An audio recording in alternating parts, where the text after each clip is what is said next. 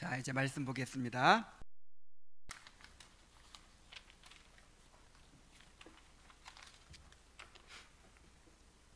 요한일서 3장 24절 말씀입니다.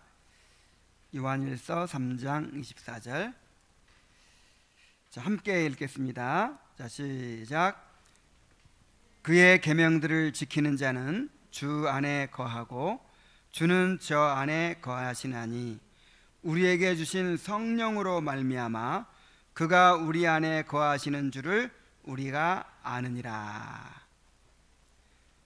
우리에게 주신 성령으로 말미암아 그가 그리스도께서 우리 안에 거하시는 줄을 우리가 아느니라 그랬어요.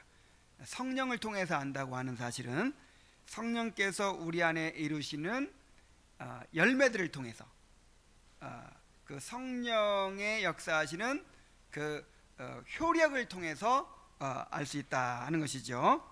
그래서 지난주에 우리가 살펴봤어요. 성령께서 내주하신 그 증거들이 무엇인가? 성령의 내주하심을 분별할 수 있는 그런 특별한 표지들이 무엇인가를 몇 가지 살펴봤는데, 첫째는 죄에 대한 자각이라고 했어요. 이것은 뭐 성경을 보든지 어떤 이 교회사의 그 회심을 경험한 사람들의 경험을 보든지 이거는 공통적인 것입니다. 필수적인 것입니다.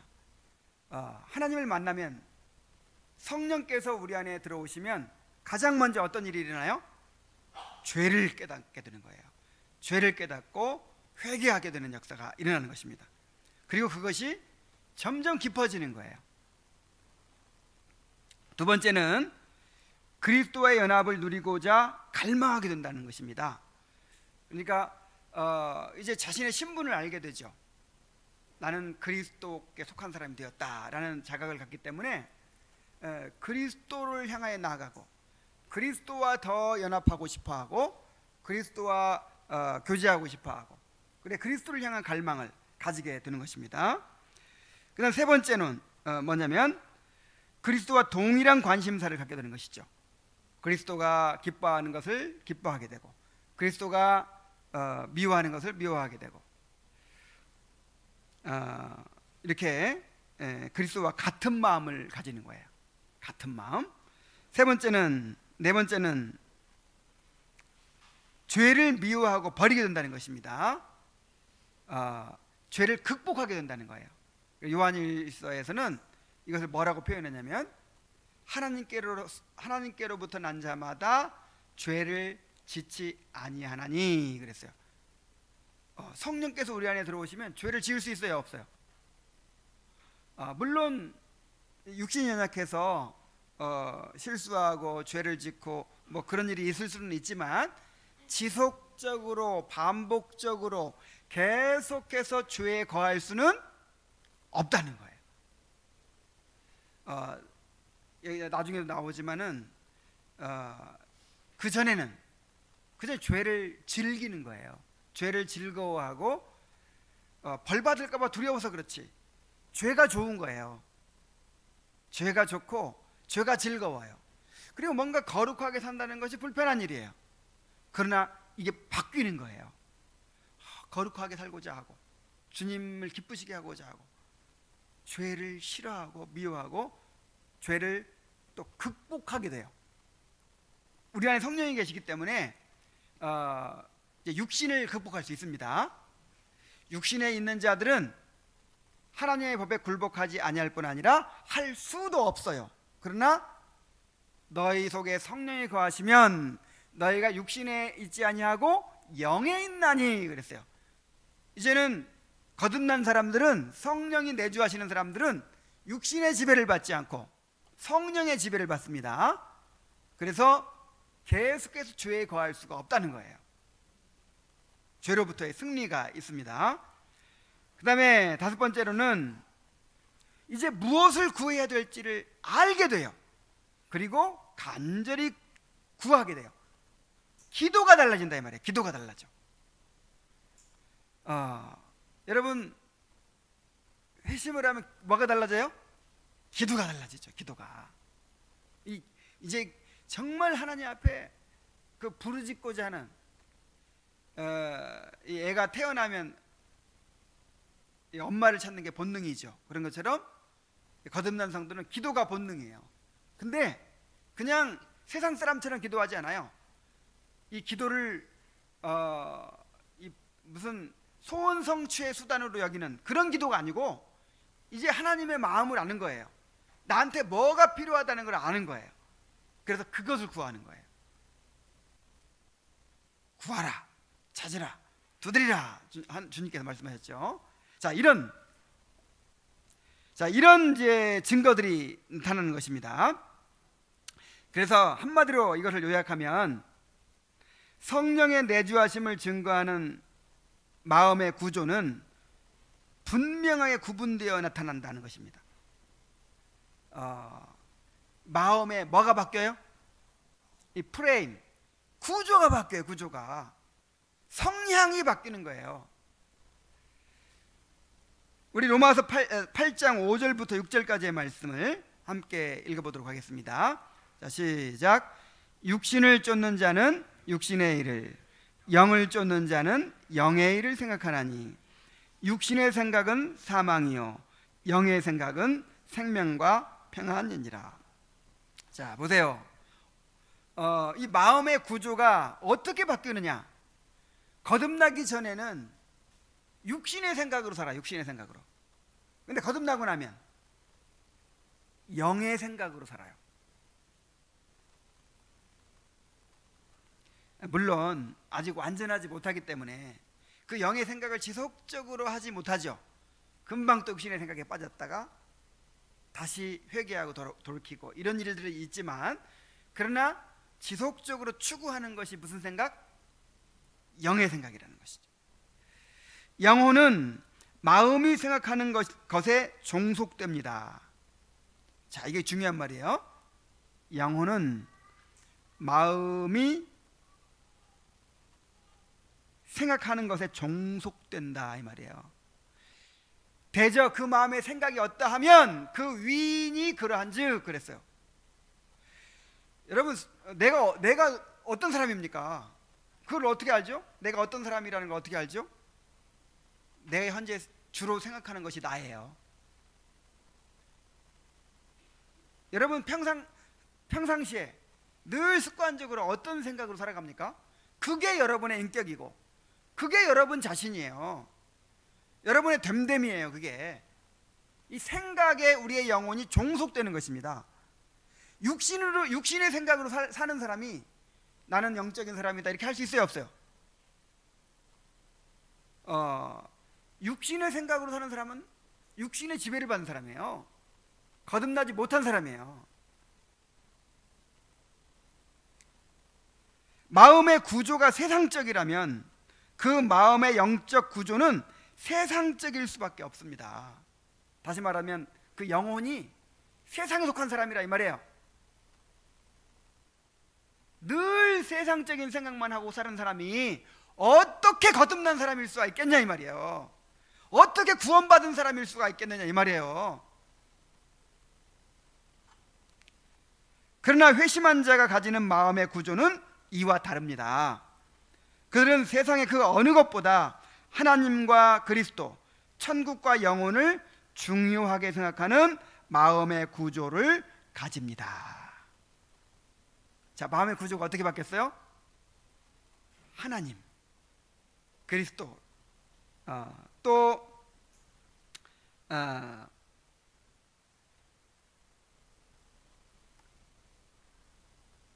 천국과 영혼, 이런 것들을 중요하게 여기죠. 늘 그런 것들을 추구하죠. 어떻게 하면 내가 더 죄에서 벗어나서 하나님께 가까이 나아갈 수가 있을까? 내가 어떻게 하면 하나님을 기쁘시게 하는 삶을 살 수 있을까? 어떻게 하면 내가 주님께서 주시는 은혜로 채워질 수 있을까? 어떻게 하면 내가 주님 주시는 평안을 누릴 수 있을까? 어떻게 하면 저 영혼을 구원할 수 있을까? 어떻게 하면 내가 모든 의심과 두려움을 물리치고 구원의 확신과 즐거움을 누릴 수 있을까? 항상 생각이 뭐예요? 영적인 생각이에요. 영적인 생각. 영적인 일에 대한 관심사가 내 마음을 지배해요. 이러한 마음의 구조는 평화의 삶을 만들어냅니다. 그랬어요. 그런 삶을 사는 사람들은 세상의 기쁨과 희열을 위해 영적인 것들을 맞바꾸는 어리석은 일을 하지 않습니다. 자, 보세요. 육신을 쫓는 자는 육신의 일을 생각하고, 영을 쫓는 자는, 자, 육신을 쫓는 자는 이제 거듭나지 못한 사람 말하는 거예요. 육신의 지배를 받고 있는 사람. 그런 사람들은 뭘 생각한다고요? 육신의 일을 생각해요. 그 다음에 영을 쫓는 자, 다시 말해서 영에 속한 자, 거듭난 자는 뭘 생각해요? 영의 일을 생각해요. 근데 그 결과가 어떠냐 말이에요. 결과가 육신의 생각은 뭐고? 사망이에요. 영의 생각은 생명과 평안이니라.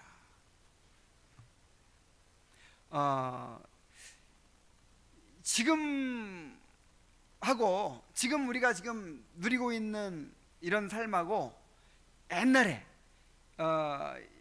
우리가 육신을 쫓는 자였을 때, 육신의 생각으로 살았을 때의 그 삶하고 한 비교를 해보세요. 나는 비교를 해보면요, 너무 끔찍해요. 늘 누군가를 미워하고 더 원망하는 마음이 있었어요. 또 항상 뭔가 이 어떤 죄악의 즐거움을 추구하고 그것을 미치지 못하는 것 때문에 좌절하고, 어쩌면 마음의 구조가 부정적이고 철저하게 자기중심적이고, 지금도 자기중심적이지만 이게 나쁘다는 건 알죠. 그래서 이걸 벗어나려고는 하는데, 정말 그런 것이 나쁜 건지도 모르고 그냥 그렇게 살면서 평안을 몰랐어요. 그래서 지금도 때때로 어떤 정욕에 빠진다든지 세상적인 생각에 빠진다든지 내 은혜를 소멸했다든지 그럴 때 평안을 잃어버립니다. 그러면 그때처럼 그냥 살마다 안 날 데가 없어요. 맛있는 거 먹어도 그냥 재미가 없고, 좋은 곳을 구경해도 재미가 없고, 세상에 살 맛이 안 나요. 육신의 생각은 뭐라고요? 사망이에요. 사망을 경험하며 사는 거예요.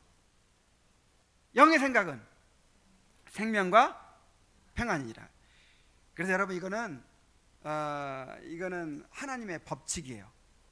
이거는 절대 불변의 법칙이에요. 내가 육신의 생각을 하면서 생명과 평안을 누릴 수 있어요, 없어요?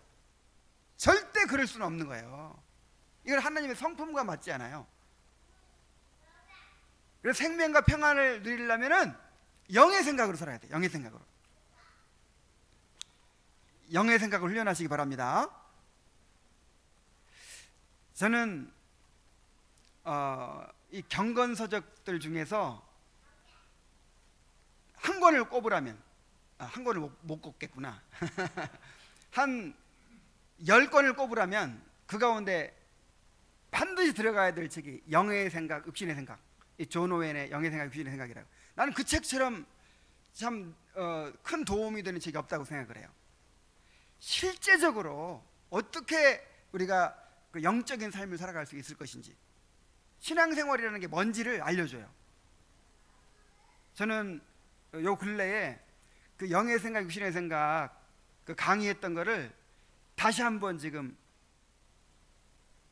듣고 있어요. 요즘 며칠 못 들었는데 놀러 다니느라고 한 12강까지인가 들었어요. 그런데 정말 기가 막힌 내용들이 들어있어요. 여러분 그 책을 꼭 하여간 반복해서 읽어보시고 또 그 강의도 들어보세요. 영의 생각으로 살아야 됩니다. 이건 뭐 선택의 여지가 없어요. 영의 생각을 훈련해야 돼요. 근데 그런 것이 있는지도 몰라. 그런 영의 생각이 뭔지도 모르고 그렇게 살아가는 삶이 있다는 것도 몰라. 그냥 교회만 다니면 그게 신앙생활인 줄 알아요. 얼마나 우리가 오늘날 그리스도인들이 이 영적인 수준이 윗바닥에 있는지 몰라요. 뭐 거듭나지 못한 것 물론이고, 여러분 이 말씀도 암송하시기 바랍니다. 육신을 쫓는 자는 육신의 일을, 영을 쫓는 영의 일을 생각하나니 육신의 생각은 사망이요 영의 생각은 생명과 평안이니라. 그래서 이건 이제 구원받지 못한 사람과 구원받은 사람을 이렇게 이제 분리해서 비교해 놓은 것이지만은, 그러나 구원받은 사람도 거듭난 사람도 일시적으로 육신의 생각으로 살아갈 수 있어요. 그러면 뭐예요? 사망이에요. 뭐 지옥 간다는 뜻이 아니라 정말 사망을 경험하는 거예요. 아이고 끔찍해요. 그렇게 살고 싶지 않아요. 어떻게 그렇게 삽니까? 구원의 즐거움을 잃어버리고, 또 구원의 확신과 즐거움을 잃어버리고, 자원하는 심령을 잃어버리고, 또 주님의 임재를 잃어버리고, 성령의 충만함을 잃어버리고, 마음의 그 정한 마음, 정직한 영을 잃어버리고 어떻게 살아요? 정말 그건 끔찍해요. 이 땅에 살면서 지옥을 경험하는 거예요. 물론 죄 가운데 빠져서 그냥 살아가는 사람들은, 육신으로 살아가는 사람들은 이제 그게 전부인 줄 알고 살아가기 때문에 몰라요. 그러나 우리는 맛을 봤잖아요. 맛을. 이런 삶을 알았잖아요. 그래서 우리는 더 그렇게 살 수가 없는 거예요. 여러분의 마음은 습관적으로 어느 곳을 향해 가고 있습니까? 여러분은 습관적으로 어떤 생각으로 살아가고 있습니까? 육신의 생각으로 살아가고 있습니까? 아니면 영의 생각으로 살아가고 있습니까? 무릇 하나님의 영으로 인도함을 받는 그들은 곧 하나님의 아들이라 그랬어요. 아무나 하나님의 아들 아니에요. 하나님의 아들은 어떤 사람이 하나님의 아들이에요? 하나님의 영, 성령으로 인도함을 받는 사람이 하나님의 아들이에요. 성령의 내주하심도 없고 그런 증거도 없고 성령의 인도함을 받아서 살지도 않고 성령의 생각으로 살지도 않으면서 영의 생각으로 살아가지도 않으면서 내가 하나님의 아들이라는 거야. 이럴 수는 없다는 거예요. 무릇 하나님의 영으로 인도함을 받는 그들은 곧 하나님의 아들이라 그랬어요. 자, 오늘은 이제 지난주에 24장을 다 못 끝냈습니다. 뒤에 이제 그 질문들이 있는데 시간이 많이 지나서 이제 못 끝냈어요. 그래서 성령님의 역사하심에 대한 몇 가지 의문들을 이제 그 질문들을 함께 살펴보도록 하겠습니다. 그러니까 우리가 지난주에 배웠죠. 그 성령께서 내 안에서 이루시는 어떤 효력, 죄의 자각이라든지 그리스도를 갈망하게 되는 거라든지 죄를 극복하게 되는 거라든지 뭐 이런 거, 한마디로 말해 영의 생각으로 살아가게 되는 것이 이제 성령의 역사하심인데, 이게 칼로 베듯이 딱 드러나는 게 아니에요. 희미하거든요. 이 증거가 확실하게 드러나면 그게 성화입니다. 그게 처음에는 다 씨앗의 형태로만 들어있어요. 그래서 이게 조금씩 나타나져 가는 것이죠. 그래서 초기에는 잘 알 수 있어요, 없어요? 우리 성화가 많이 진행되기 전까지는 잘 알 수가 없어요. 그래서 도대체 내 안에 성령께 내주하시는지, 그리고 내가 지금 경험하고 있는 이런 것들이 그 성령이 나타내는 효력인지 아니면 내 본성에서 나온 것인지 긴가민가 아리까리 한단 말이에요. 그래서 이런 질문들이 나올 수밖에 없어요. 자, 이런 질문들을 한번 같이 살펴보도록 하겠습니다. 자, 첫 번째 질문입니다. 저는 제 안에 하나님의 성령께서 계시다는 사실을 확신하지 못하고 있습니다. 구원의 확신이 없는 거죠. 저는 두렵습니다. 저는 저의 영혼을 뒤덮는 엄청난 어두움을 봅니다. 성령께서 거하신다는 사실을 영혼에 가르친다는 성경의 말씀이 있지 않습니까? 자, 요한일서 2장 27절에 보면은 너희는 주께 받은 바 기름 부음이 너희 안에 거하나니 아무도 너희를 가르칠 필요가 없고 오직 그의 기름 부음이 모든 것을 너희에게 가르치며, 그랬죠? 성령께서 내 안에 계셔서 그리스도의 구속 사역을 내 안에 적용시키고 계신다는 것을 누가 가르쳐 준다고요? 성령께서 나에게 직접 가르쳐 준다고요. 그래서 알도록 되어 있어요. 구원받았으면 알도록 되어 있습니다. 자, 이렇게 분명히 가르쳐 준다고 되어 있는데 나는 모르고 있어요. 지금 아직 확신이 없어요. 고민이 되겠죠. 자, 이런 고민을 하고 있는 사람도 있죠. 자, 이런 고민을 이제 이렇게 얘기했어요. 거기에 대한 답변입니다. 저는 여러분의 이 반론에 영적 지식에 관한 두 가지, 곧 양적인 부분과 그 효력에 관한 문제로 답을 하려고 합니다. 확실한 사실은 지식의 분량과 그 효력은 상관관계를 가지고 있지 않다는 것입니다. 곧 여러분이 느끼는 영혼에 대한 실상이 여러분이 가지는 인식에 의해 좌우되지 않는다는 것입니다. 자, 이게 무슨 얘기냐면은 내가 확신을 가지고 있어요. 내가 막 불같은 확신을 가지고 있으면 구원받은 것이고, 받은 것 같기도 하고 안 받은 것 같기도 하고 의심이 되고 두려움이 생기고, 이런 사람들은 전혀 못 받은 것이고, 그렇지 않다 이 말이죠.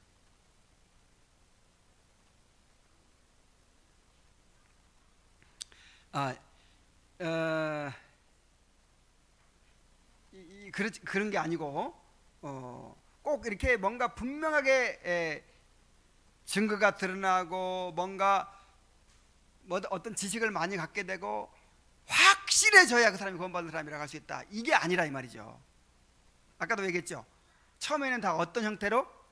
씨앗의 형태로 우리에게 담겨져 있기 때문에 그게 이제 싹이 난 사람도 있고 또 줄기가 막 생겨난 사람도 있고 열매까지 맺은 사람도 있고 다 다르겠죠. 그래서 있느냐 없느냐의 문제지 양의 문제가 아니라 이 말이죠. 여러분은 영적인 지식을 넓힐 수 있는 도움과 방법들을 원했을 것이지만 그렇게 하지 못했습니다. 그러나 여러분이 이로 인해 겸비함을 가지고 날마다 여러분을 하나님의 지식으로 인도한다면, 그래서 여러분이 아주 작은 물방울만큼만이라도 그리스도와 여러분 자신을 아는 지식을 가지게 되었다면 괜찮습니다. 이렇게 얘기하고 있습니다. 이게 중요한 건 뭐냐면 그런 상태에서 안일하고 게으름 상태로 빠지는가, 아니면 더욱 겸비해지고 더욱 하나님께로 가까이 나가려고 하는가, 이게 중요한 거예요.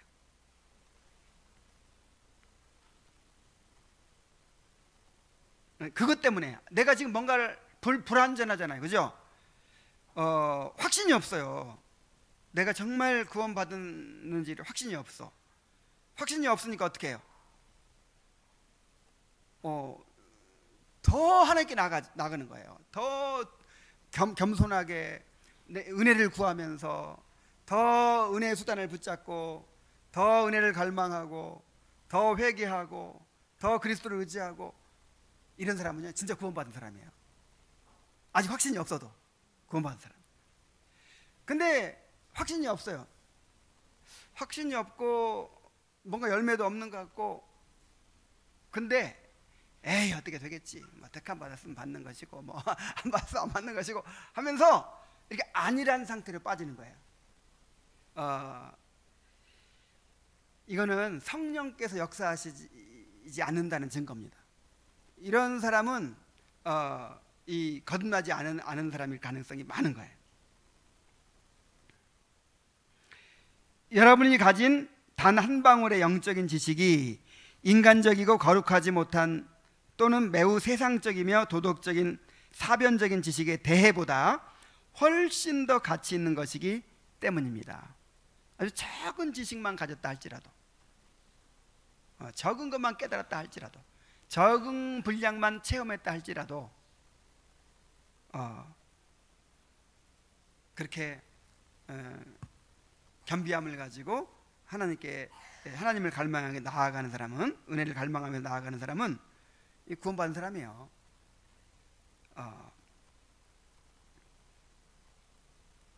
여러분은 영적인 지식을 많이 가지지 못한 것을 성령께서 아주 적게 임재하신 것으로 해석하십니까? 여러분이 가지고 있는 아주 적은 지식이 여러분으로 하여금 예수님을 알게 할 뿐만 아니라 여러분의 영혼의 상태에 대해서도 알게 할 것입니다. 그 적은 지식의 빛이 마치 돋는 햇살 같아서 크게 빛나 한낮의 광명에 이르게 할 것입니다. 그랬어요. 자, 두 번째 이제 질문이 있어요. 두 번째 질문. 저는 때로 영적 의무들을 감당할 때 저의 마음이 고양되고 정서가 녹아드는 것을 발견합니다. 하지만 그것이 하나님의 성령으로부터 오는 것이 아니라 제 본성적 방식에서 난 것이라는 생각이 듭니다. 자, 이런 이제 의심도 있겠죠. 지난주에 그런 말을 했죠. 뭐 예배 시간에 눈물 흘리고 은혜 받고, 뭐 수련회 가서 은혜 받고, 뭐 꼭 이런다고 해서 이게 성령으로부터 온 것이라고 확신할 수 없다 그랬죠. 왜요? 인간 본성의 그 종교심에서도 그런 것이 얼마든지 가능하니까. 그래서 내가 지금 이렇게 은혜 받고 있고 내가 이렇게 경험하고 있는 이런 것들이 정말 내 안에 성령이 내주하셔서 만들어내는 효력인지, 아니면 내가 그냥 어떤 종교심 때문에 그냥 나타나는 것인지 이제 긴가민가하다 이 말이야. 잘 모르겠다는 말이에요. 자, 이런 질문도 있겠죠. 여러분 가운데서도. 여기에 대해서 이제 답변을 합니다. 만약 여러분이 생각하고 있는 대로라면 여러분이 가진 마음의 고향은, 마음이 고향됐다는 것은 막 이렇게 쉽게 말해서 우리가 은혜 받았다고 하는 그 상태를 말하는 거예요. 마음이 뜨거워졌다든지 막 충만해졌다든지 막 이렇게 자아 안에서 자아 이상으로 흘러가지 못합니다. 다시 말해 자아가 원하고 기대하는 의도대로 그 모든 일의 목적이 인간의 찬사를 받는 것에 있다면 그것은 분명 부패하고 위선적인 본성으로부터 파생된 시도일 것입니다. 그러니까 방향이 있어요. 방향이. 내가 이렇게 은혜 받고 충만해져 가지고 그 결국 나를 높이는 대로 가는 거예요. 사람들에게 자랑하고 나를 높이고 사람들에게 칭찬받고 이런 방향으로 흘러가요. 은혜 받았는데 이거는 진짜 본성에 나온 것이 가능성이 많아요. 이 자아에 갇혀 있잖아요. 그러나 여러분의 나약함과 죄악성을 깊이 깨달음에서 비롯된 마음의 고향이라면 그것은 결코 단순한 본성의 열매로 치부될 수는 없습니다. 그러니까 그 은혜를 받을수록 뭘 깨달아요? 오히려 내가 죄를 깨닫는 거예요. 죄를 깨닫고 낮아지고 깨져요. 그래서 나를 감추고 오히려 낮추고 이런 방향으로 나가는 거예요. 여러분 은혜 받으면 어떻게 돼요? 진짜 은혜를 받으면 어떻게 돼요? 맞아요. 은혜를 받으면 받을수록, 자, 은혜라는 게 뭐죠? 내가 죽는 게 은혜입니다. 자, 뭐가 은혜라고요? 뭐 성령 충만, 그러니까 막 성령의 능력을 내가 소유해가지고 마음대로 막 휘두르는 게 성령 충만인 줄 알아요. 이게 정반대로 생각하는 거예요. 내가 옛날에 그렇게 얼마나 많이 구했는지 몰라요. 성령 충만을 주시옵소서. 엘리야에게 임했던 그 성령을 내게도 주시옵소서. 그래서 내가 복음을 전하고 막 그냥 결국 누구 높아지자는 거예요? 나. 근데 성령 충만이 뭡니까? 성령에 의해 철저하게 지배되는 것이 성령 충만이에요.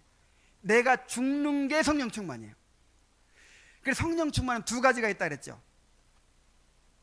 어떤 부흥의 시대와 같이 어떤 성령의 특별한 역사로 말미암아 갑자기 고꾸라지는, 갑자기 성령의 막 권능에 사로잡히는 그런 충만이 있고, 이 이게 이제 사도행전에 나타난 충만이에요. 근데 서신서에 나타난 충만은 성화와 관련돼서 오랜 시간에 걸쳐서 충만해집니다.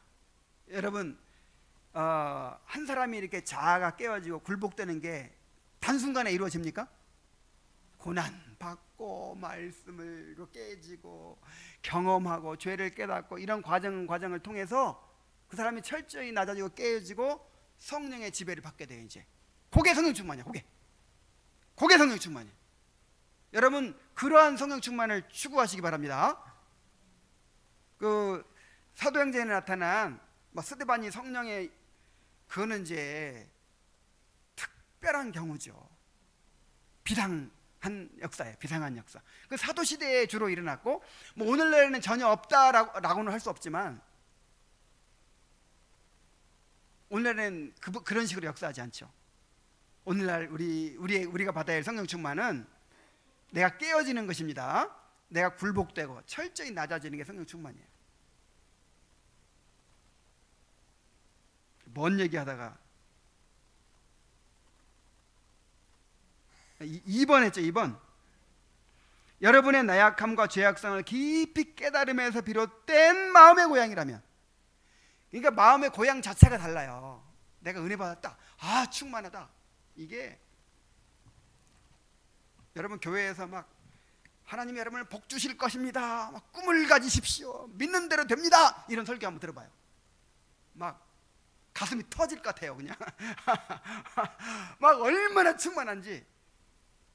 여러분, 그거는 그게 바로 이 1번에 해당되는 거예요. 1번에 진짜 성령 충만은 뭐라고요? 나의 연약함과 나의 죄를 깊이 깨달아가지고 회개하고 그때 충만해지는 거예요. 여러분, 언제 평화가 옵니까? 언제 정말 주님의 임재를 깊이 누립니까? 내 죄를 깊이 깨닫고 회개했을 때예요.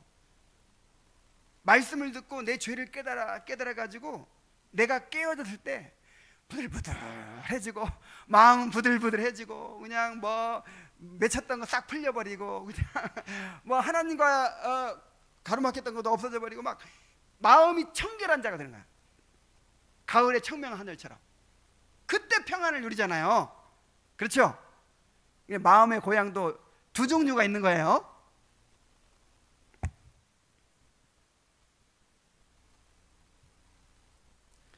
다시 말해, 아니구나. 육체의 뿌리에서는 결코 그와 같은 열매가 맺혀지지 않습니다. 여러분의 영적인 마음을 고양시키는 건 역시 성령께서 여러분의 본성에 역사하시는 두드러진 방편입니다. 그러니까 여러분이 지금 은혜 받고 있는데 그것이 내 죄를 더 많이 깨닫게 만들고 나의 나약함을 더 깨닫게 만들어서 주님을 더 의지하게 만들고 더 겸손하게 만들고, 그런 식이라면 본성에 나온 게 아니고 성령의 역사라 이 말이에요. 자, 성령의 역사라고 믿어도 됩니다. 세 번째 질문이 있어요. 세 번째 질문. 이와는 정반대로 영적인 일에 대해 무감각하고 별다른 의욕을 가지지 못하는 것을 근거로 자신들 속에 성령께서 계신 것을 믿지 못하는 사람들이 있습니다. 자, 어떤 사람들이라고요? 영적인 일에 대해서 무감각하고 별다른 의욕을 가지지 못하는 것을 의욕을 가지지 못하는 사람들이 있어요. 그래서 이것이 고민이야. 이것이 실상 그들이 영적인 영혼들이며 은혜로운 자들임에도 불구하고 말입니다. 그러니까 구원받았어도 이럴 수 있다는 거예요, 없다는 거예요? 있다는 거예요. 거듭났어도 영적인 일에 대해서 무감각하고 별다른 의욕을 가지지 못하는 그런 상태가 있단 말이에요. 자, 그들은 이렇게 말합니다. 어찌 내 마음이 이럴 수 있단 말인가? 영적인 일들에 대해 이렇게 무관심할 수 있다니. 영적인 일들이 내 삶의 즐거움과 기쁨이 될 수만 있다면. 여러분, 여기에 해답이 있어요. 여기에. 그러니까 이런 얘기를 늘 듣죠. 저도 여기 나온 질문들 늘 성도들한테 받는 질문이에요. 나는 영적인 열망이 없는 것 같아요. 막 이렇게 나는 영적으로 너무 무딘 것 같아요. 어떻게 거듭난 사람이 이럴 수가 있어요? 막 이렇게 고민을 털어놓는 사람이 있어요. 그 사람은요, 거듭난 사람이에요. 고민을 안 해요. 이렇게 거듭나지 못한 사람은 고민을 안 한다니까. 그냥 이대로 살아가는 거예요. 성령께서 안 계시기 때문에 고민도 안 해. 물론 이는 매우 서글픈 일입니다. 이것은 배탈이 나서 먹고 싶은 것을 앞두고도 먹지 못하는 것과 같습니다. 영혼이 가장 원하는 일을 행하지 못함으로 느끼는 슬픔인 것입니다. 그러나 확실한 사실은 그러한 의식에 대해 영혼이 아무런 감각을 느끼지 못하는 곧 완전히 죽어있는 상태와 영적으로 둔감한 것 사이에는 분명한 차이가 있다는 것입니다. 이거 보세요. 그러니까 내가 지금 영적으로 너무 무딘 것 같아. 나는 영적인 열망이 너무 없는 것 같아. 이걸 큰 문제로 여기고 고민하는 그 자체가 벌써 감각이 있다는 얘기잖아요.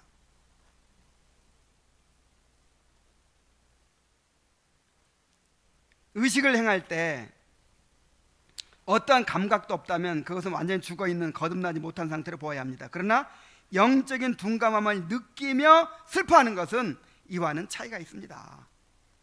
영적인 둔감함을 느껴요 막. 그리고 그걸 슬퍼해.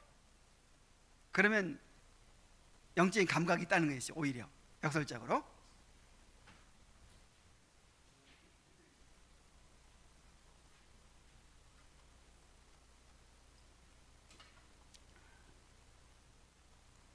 이미 거듭난 수많은 영혼들이 가지고 있는 질병입니다.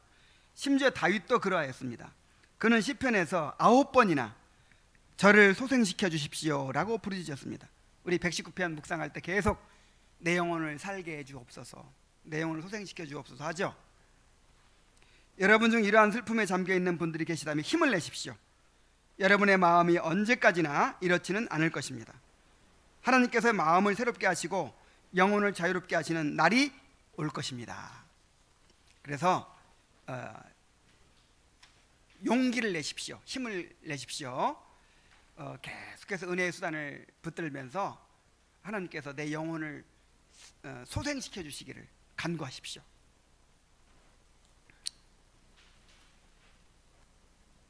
자, 그다음 네 번째 질문이 있습니다. 여러분 중에는 매일 영혼의 슬픔을 느끼며 태양이 없는 아침을 맞는 것처럼 성령의 위로하심을 느끼지 못하는 분들이 있을 줄 압니다. 자, 이런 사람들이 있죠.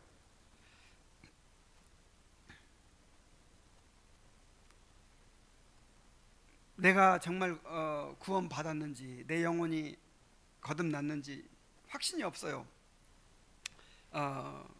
그리고 또 혼란과 두려움 가운데 빠져서 슬픔을 느껴요. 마치 태양이 없는 아침을 맞는 것처럼 성령의 위로하심도 없고. 자, 그런 상태가 있을 수 있어요. 구원받은 사람임에도 불구하고 거듭나서도 이런 상태가 있을 수 있어요. 그러한 경우 여러분은 성령의 내주하심을 상상하지 못할 것입니다. 그러나 여러분이 느끼는 편치 않는 마음에도 불구하고 여러분의 영혼의 상태는 안전하다는 것을 기억하십시오. 단지 기쁨 안에서 열매를 거두는 수확의 시기를 맞지 못하고 있을 뿐입니다. 그러니까 하나님께서 그러한 그 영혼의 어두운 밤을 허락하신 거예요. 거듭나지 못한 사람은요, 이거 슬퍼하지도 않아요. 그죠? 내 영혼의 상태 때문에 슬퍼하고 괴로워하고 주여 내게 은혜를 주시옵소서, 내 영혼을 살려주시옵소서 이렇게 간구해요, 안 해요? 관심도 없죠. 뭐 괜찮아요. 뭐 얼마든지 뭐 세상 즐거운 일들로 위로할 수 있어요. 얼마든지 술 한잔하고 뭐 좋은 데 가서 구경하고 뭐 게임을 즐기고 사람 만나서 신교를 누리고 하면서 얼마든지 나를 위로할 수 있는 게 있어요. 그러나 심령이 가난한 자들은 하나님 아니고는 위로가 안 되는 거예요. 하나님 말고는 위로가 안 되는 거예요. 우리 온유가 잠자려고 할 때 엄마 아니면 위로가 안 되죠. 그거하고 똑같아요. 뭐 아무리 뭘 갖다 줘도 소용없어요. 오로지 엄마만 찾듯이 정말 거듭난 심령은요, 하나님이 아니고는 위로를 받지 못해요. 그래서 하나님의 위로가 임하기 전까지는 항상 태양이 없는 그 어두운 밤처럼 그렇게 영혼의 슬픔을 느끼고 그렇게 혼란을 느끼고 두려움 가운데서 그렇게 애타게 부르짖는 것입니다.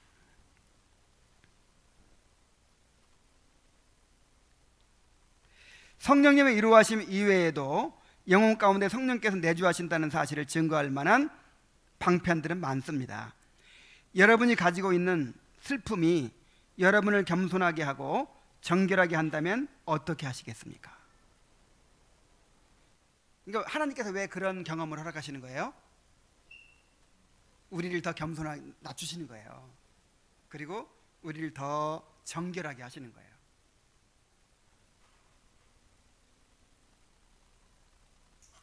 자, 5번째 질문입니다. 5번째 질문. 여러분은 때때로 육신의 정욕으로 혼란스러워하고 굴복당하는 자신을 발견할 수 있을 것입니다. 그럴 때마다 여러분은 성령의 내주하심을 확신하지 못할 수도 있을 것입니다. 사도가 성령 가운데 행하는 자는 육신의 욕심을 이루지 않는다고 말한 것을 근거로 말합니다. 자, 성경에 보면 분명히 하나님께로 난 자마다 범죄하지 않는다 그랬고, 죄를 짓지 않는다 그랬고, 또 너희가 성령으로 인도함을 받으면 육체의 욕심을 이루지 아니하리라 그랬어요. 그러니까 성령의 인도함 받는 자는 죄를 이기고 짓지 않는다는 거예요. 이게 원리입니다. 그렇게 되어 있어요. 근데 이제 우리는, 그러니까 원리가 있고 실제가 있죠. 자, 원리가 있고 실제가 있어요. 실제 우리는 구원이 완성된 게 아니잖아요. 그래서 원리대로 안 돼요. 원리대로 안 되고 거듭났는데도 불구하고 때때로 죄에 빠져요. 때때로 정욕에 빠져요. 그럴 때 야, 이러고도 내가 정말 하나님의 자녀인가? 내가 이러고도 구원받은 사람인가?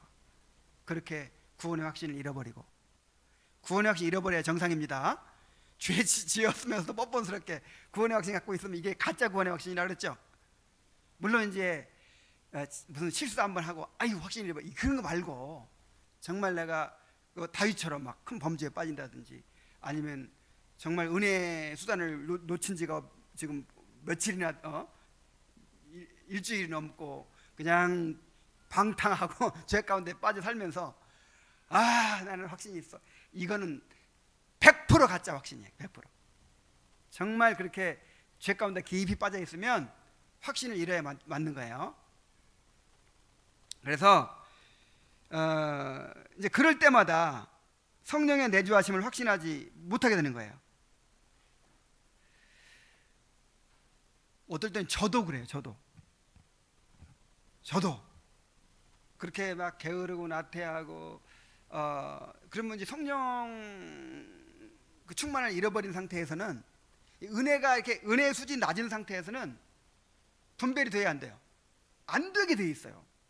그래가지고 야, 이거 내가 설교만 죽으라고 하고 정작 나는 버림받는 그런 사람이 되면 어떻게 하나, 이런 두려움이 생겨요. 목사인 나도 그래요. 이런 두려움은 반드시 필요한 것입니다. 이런 두려움은 반드시 필요한 거예요.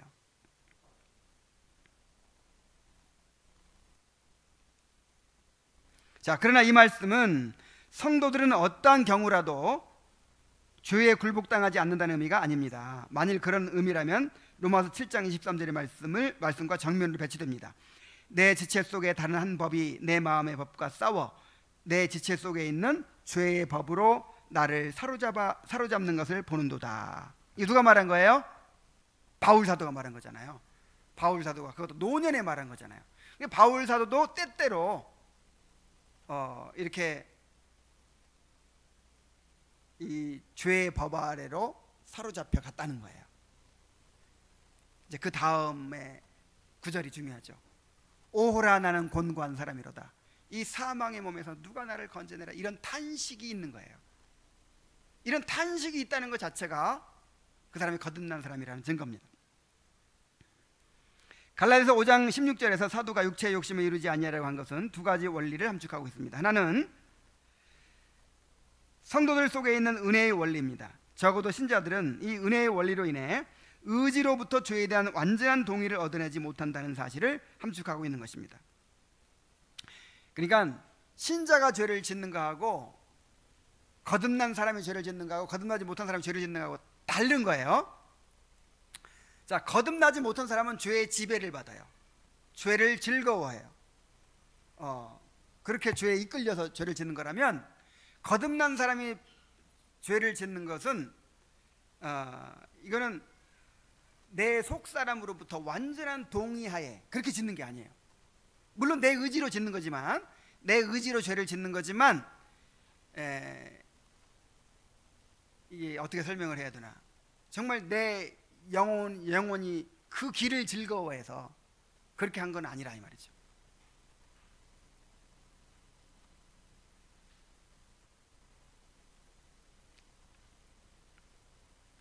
이 말씀에 함축되어 있는 또 다른 요점은 많은 노력에도 불구하고 죄를 범하고 난 이후에 찾아오는 죄에 대한 회개의 마음입니다. 이는 신자들이 같은 실수를 다시 반복하지 않도록 하는 경고의 역할을 하게 될 것입니다. 그러니까 회개하게 된다는 것이죠. 거듭난 사람도 죄에 빠지지만, 여러분, 죄는 고통과 불행을 가져와요. 이 그리스도인들이 누릴 수 있는 모든 기쁨과 평안을 뺏어가고 끔찍한 고통과 불행을 가져와요. 그래서 그리스도인들은, 거듭난 그리스도인들은 죄가 끔찍한 거예요. 정말 아파하는 거예요.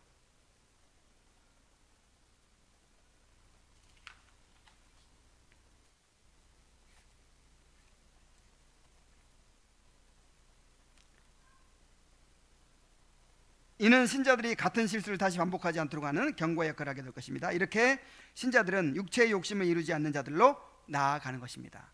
그렇게 해서 사실 하나님은 죄를 범하는 것조차도 합력하여 선을 이루십니다. 옛날에 그 교회 연통 난로가 있는데 아이들이 꼭 그걸 만지려고 그래. 아니, 만지면 안 된다고 해서 만지려고 그래. 하도 만지려고 하니까, 그래, 한번 만져라. 안 비릴 만큼 뜨거운 데다가 손을 딱 대주는 거야. 그러면 그냥 기겁을 하죠. 그리고 다시는 손을 안 대요. 그것처럼 이건 이제 정말 소화를 잘해야 되는 말이지만, 하나의 죄를 허용하십니다. 여러분, 우리가 하나님이 지켜줘서 지금 죄를 안 짓고 있는 거지, 여러분이 지금 잘해서 죄를 안 짓고 있는 거 아니에요. 때때로 우리 죄를 그래 한번 지어봐, 허용하세요. 그래 죄를 지어보니까 어때요? 엄청난 고통과 불행과 육신의 생각은 뭐예요? 사망을 경험하는 거예요. 그리고 나서는 이제 어디로 가요? 다시 그래, 아이고 나는 이렇게 못 살아 하고 다시 이제 주님 앞에 나가요. 그래서 이 죄를 범하게 하는 것도 성화의 과정으로 사용하세요. 작은 죄를 통해서 큰 죄를 예방하시고 아예 죄를 벗어나게 하시는 거예요.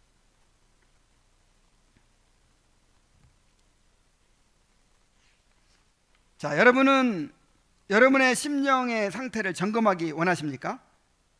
주님께서 여러분을 도우실 것입니다. 성령님께서 여러분을 구원하시는 일과 그리스도께서 여러분을 향하여 기울이시는 관심을 여러분이 분별할 수만 있다면 여러분은 정말 행복한 사람들입니다. 지금 이 순간 여러분의 마음의 상태를 이전과 비교해 보십시오. 그리고 여전히 변함없는 세상 사람들의 마음을 보십시오. 그러면 여러분은 자신의 영혼이 충분히 변화되어 있는 사실을 발견하게 될 것입니다. 어떨 때는 내가 하나도 변화된 것 같지 않고 막 그럴 때가 있어요. 근데 옛날에 육신의 생각으로 살아가던 그때와 비교해 보면요, 너무 많이 변화되어 있는 거예요. 그때 없던 것이 있어요. 그죠? 분명히.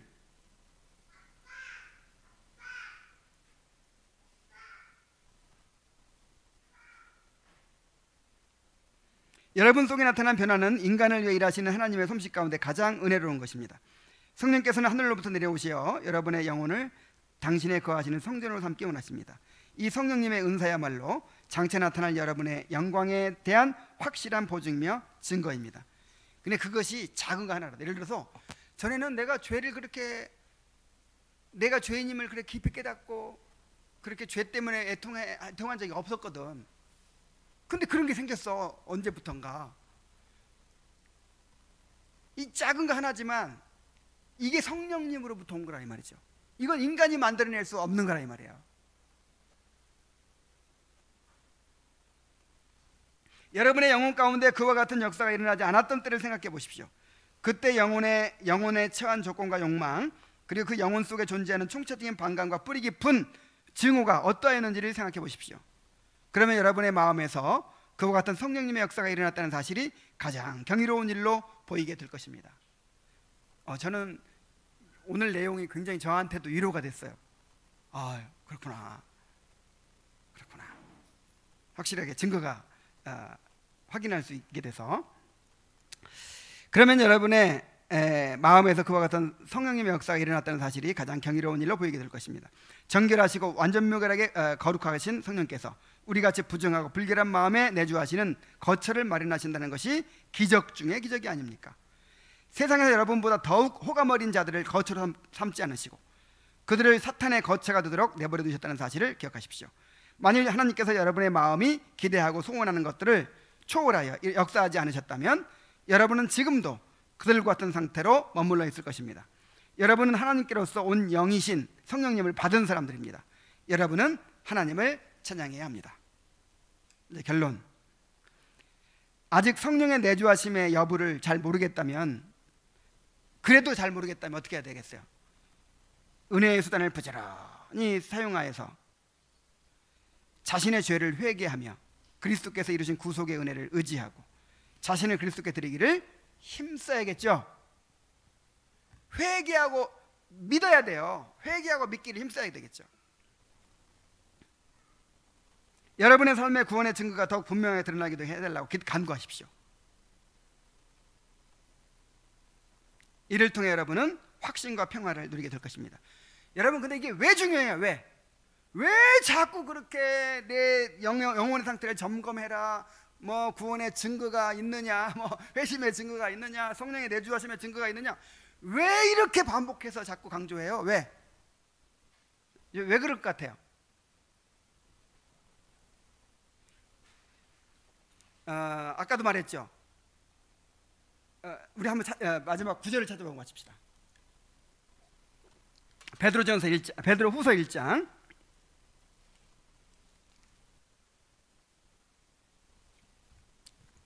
베드로후서 1장을 다 같이 펴십시오.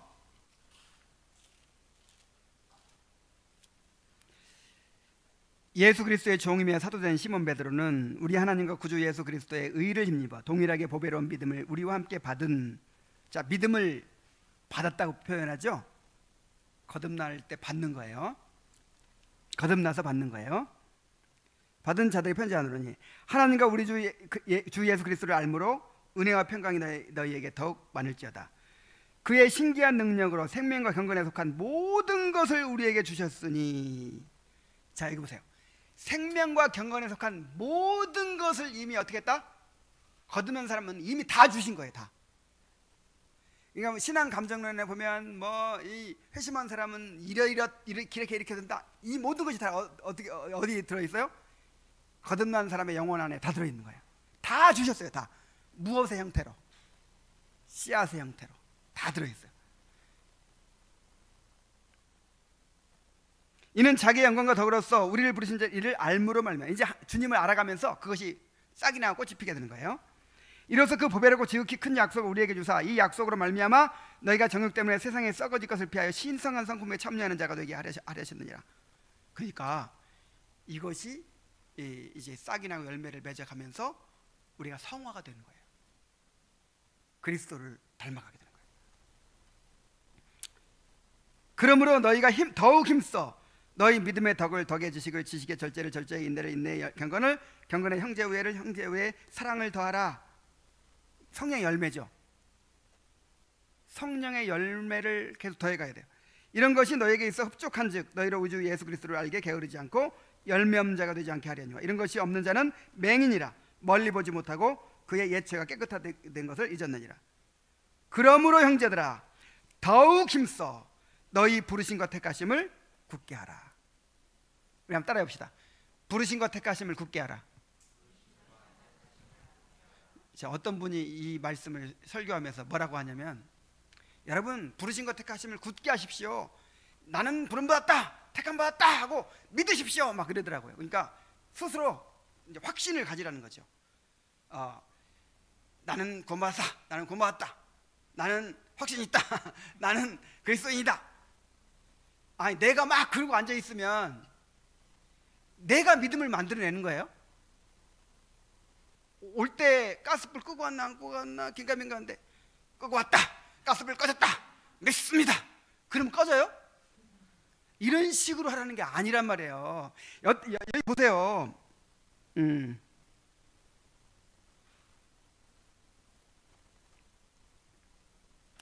5절 보세요. 그러므로 너희가 더욱 힘써 너희 믿음의 덕을 덕이 나오죠. 그 다음에 10절이에요. 그러므로 형제라 더욱 힘써. 같은 거예요. 같은 거. 그러니까 우리 안에 그의 신기한 능력의 생명의 근간에 속한 모든 걸 다 넣어주셨으니까 이거를 싹을 틔우고 그 다음에 열매를 맺고 그러기를 힘쓰란 말이에요. 그것이 부르신 것 택하심을 굳게 하는 거예요. 그래서 내 안에 구원의 증거가 더 선명하게 드러나게 되도록, 구원의 증거 더 선명하게 되면 내가 부르심 받은 거, 내가 택함 받은 게 더 확실해지잖아요. 내가 부르심 받은 거, 택함 받은 게 더 확실해지게 만들어라 이 말이에요.